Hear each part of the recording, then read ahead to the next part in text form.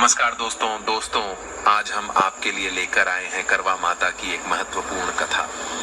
आज हम आप सभी को करवा माता के चमत्कार की एक छोटी सी कथा सुनाएंगे। इस कथा को करवा चौथ के व्रत वाले दिन हर एक सुहागन स्त्री को सुनना चाहिए।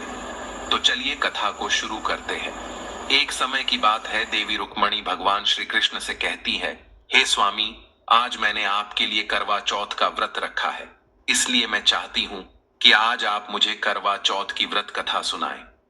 तब भगवान श्री कृष्ण कहते हैं, हे देवी, मैं अवश्य ही आपको देवी करवा माता की कथा सुनाऊंगा, परंतु ध्यान रहे, आपको इस कथा को ध्यान पूर्वक सुनना होगा। तब देवी रुक्मणी बोलती है, हे स्वामी, मैं अवश्य ही इस कथा को ध्यान पूर्वक सुनूंगी। तब भगवान श्री कृष्ण कहते हैं, एक समय की बात है, एक सेठ अपने परिवार के साथ रहता था। उस सेठ के 7 बच्चे थे। सेठ के 6 पुत्र और एक पुत्री थी। पुत्री का नाम अलका था। वह सारे भाई अपनी इकलौती बहन से बहुत प्यार करते थे। सेठ की पत्नी अपने बच्चों को बहुत प्यार करती थी। सेठ का परिवार बहुत प्रेम से रहता था। धीरे धीरे समय बीतता गया। सेठ के बच्चे अब बड़े हो चुके थे। सेठ ने अपने सभी बच्चों का विवाह अच्छे घर की लड़कियों से करवाया। अलका का विवाह भी एक अमीर सेठ के लड़के से हुआ। एक समय की बात है, अलका कुछ दिनों के लिए अपनी मां के घर रहने के लिए आती है। तभी कुछ दिनों बाद करवा चौथ का व्रत आने वाला होता है।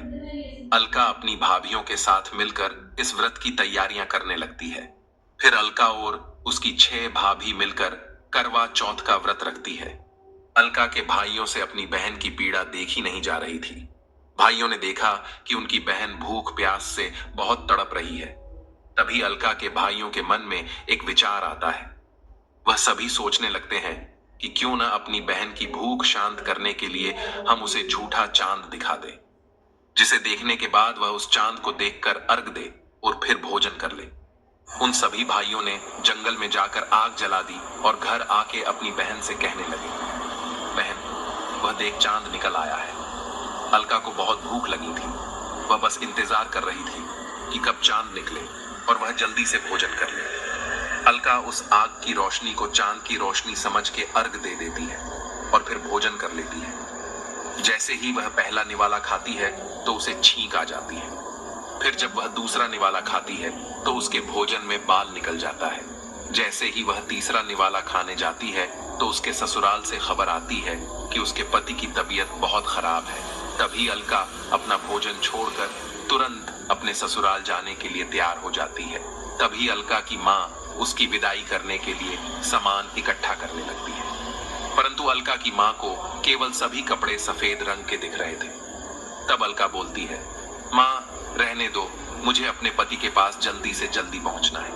तब अलका की माँ कहती है, पुत्री, घर जाते समय तू अपने से बड़े छोटे सभी का आशीर्वाद लेते हुए जाना, और जो भी तुम्हें बड़ सुहागन होने का आशीर्वाद दे तो तुम उसे अपने पल्लू में गांठ बांध लेना। तब अलका बोलती है, ठीक है मां, अब मैं जा रही हूं। अलका अपने ससुराल जाने के लिए निकल जाती है। उसे रास्ते में बहुत सारे लोग मिलते हैं। वह सबका पैर छूती है और सब उसे आशीर्वाद दे रहे थे। कोई बोल रहा था, खुश रहो, दूधू नहाओ, पुतो फलो। अलका जैसे ही अपने ससुराल पहुंचती है तो वह देखती है कि उसकी छोटी नन्नद बाहर खड़ी थी। अलका उसका पैर छूती है और उसकी ननद उसे आशीर्वाद देते हुए बोलती है, बट सुहागन अलका जैसे ही यह आशीर्वाद सुनती है तो वह अपने साड़ी के पल्लू में उस आशीर्वाद को बांध लेती है। अलका अपने घर के अंदर जाती है तो देखती है कि उसके पति की लाश जमीन पर है। वह देखती है कि उसके पति की अर्थी उठ रही थी। अलका अपने पति से जाकर लिपट जाती है और बोलती है, इन्हें मत लेके जाओ, मैं इनके साथ रहूंगी। तब सभी लोग जैसे तैसे करके अलका के पति की लाश उठाकर ले जाने लगते हैं। तभी अलका भी उनके साथ जाने लगती है। श्मशान घाट पहुंचने के बाद अलका अपने पति की लाश को जलाने से मना कर देती है। वह बोलती है, नहीं, कोई भी मेरे पति की लाश नहीं जलाएगा। अलका अपनी पति की लाश को जलाने से मना कर देती है।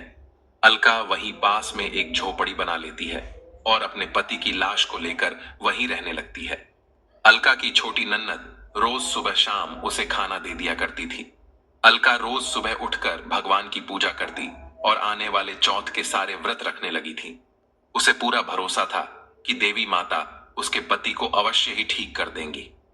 जितने भी चौथ के व्रत आए अलका ने वह सभी व्रत रखे और सारी देवी उसे एक ही बात कहती कि तुझसे करवा माता क्रोधित है, इसलिए उन्होंने तेरे पति को तुझसे छीन लिया है। अलका ने फिर भी हार नहीं मानी। वह सारे चौथ के व्रत रखती है।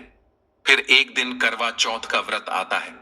अलका करवा चौथ के व्रत का सारा सामान अपनी ननद से मंगवा लेती है। उसकी ननद उसको सारा सामान लाकर दे देती है। अलका की सास बहुत हैरान होती है। वह अपनी बेटी से कहती है, मेरे बेटे की मौत के बाद से मेरी बहू पागल हो गई है। उधर अलका करवा चौथ का व्रत करती है और पूरे विधि विधान से माता करवा की पूजा करती है। उसकी पूजा भक्ति से प्रसन्न होकर माता उसे दर्शन देती है। करवा माता को देखकर अलका उनके पैरों में गिर जाती है और बोलती है, हे माता, मुझे मेरा सुहाग वापस कर दो, मुझे फिर से सुहागन बना दो। अलका की बात को सुनकर देवी मां अलका से कहती है, करावो ले, 7 भाइयों की बहन करावो ले। माता की यह बात को सुनकर अलका बहुत हैरान होती है। वह माता से पूछती है, हे देवी मां, मुझसे ऐसा कौन सा अपराध हुआ है जिसकी सजा आपने मेरे पति की जान लेके दी है? तब देवी मां बोलती हैं, यदि तुझसे भूखा नहीं रहा जाता तो तुझे अपने पति के लिए व्रत नहीं रखना चाहिए था। तूने अपने भाइयों के घर आग की रोशनी को देख के अर्घ दी थी, जिस कारण तेरा व्रत टूट गया और तेरे पति की मृत्यु हो गई। इसी पाप के कारण आज तू एक विधवा है। अलका अपनी गलती की क्षमा मांगते हुए माता से बोलती है, हे मां, मुझे क्षमा करो, मेरे पति को जीवन दान दो। माता अलका की भक्ति को देख बहुत प्रसन्न हुई और अपने माथे का सिंदूर निकालकर अलका की मांग भर दी। माता ने अलका के घर को धन से भर दिया और उसे सदा सुहागन रहने का आशीर्वाद देकर वहां से चली गई। करवा माता के आशीर्वाद के कारण अलका अपने पति के साथ खुशी खुशी जीवन व्यतीत करने लगी। तब भगवान श्री कृष्ण देवी रुक्मणी से कहते हैं,